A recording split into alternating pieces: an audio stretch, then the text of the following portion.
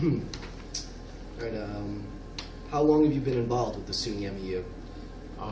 SUNY Cortland was one of the founding colleges, and I think that was either 1988 or 1989, so it's been coming up on 25 years.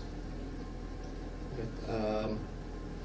How does the SUNY MEU work? Can you just give us a brief overview? It works like a lot of simulations, with this exception. The European Union is without question one of the most complicated governmental or political structures that has sprung from the mind of man.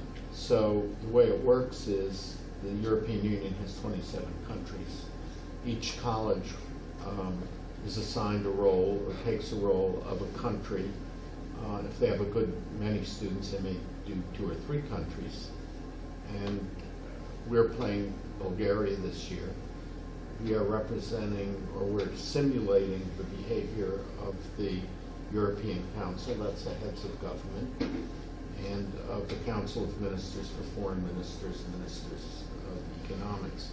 And each of my students has a role assigned. We call it alter ego, which corresponds to a real world figure. For example, if we were doing Great Britain, the student would be assigned to be, for example, David Cameron, the Foreign Secretary, or for Germany, Angela Merkel, the Chancellor, Prime Minister of Germany. Why did your class choose to represent the country Bulgaria? Well, that's a really interesting question, because I have an interest in Central and Eastern Europe and the Balkans, and I sort of asked for Bulgaria. Last year we had time. There was less time this year because we're meeting in mid-semester, but last year the students chose, and last year they chose Netherlands, even though I would have preferred Central European. But one of the traditions of SUNY MEU and its predecessors is that students are given a significant role in determining how it works. Is there anything specific you want your students to get out of this whole experience? You know, I think what I would like them really to do is to get to know some of the European students that come. We have 4 or 5 European schools coming from Britain, Turkey, Romania, and some other countries.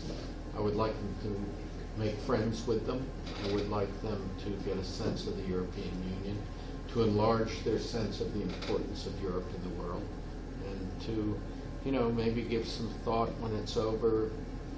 If I want to pursue a career, maybe a career in some sort of international, intergovernmental work would be interesting. Are you confident that your students will be up to the task? I'm always confident that Cortland students are up to the task. Is there anything else you'd like to add?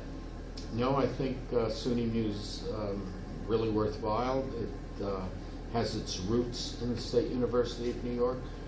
SUNY was the first school in the United States to simulate the EU, and of course in these hard budgetary times we're hoping that our college and our university can support students. Next year we'll be going to Europe, so we alternate years. Last year, as you know, we were in Exeter, and next year I'm not sure where we'll be, maybe Brussels. Well, thank you very much for sitting down with me. It's my pleasure.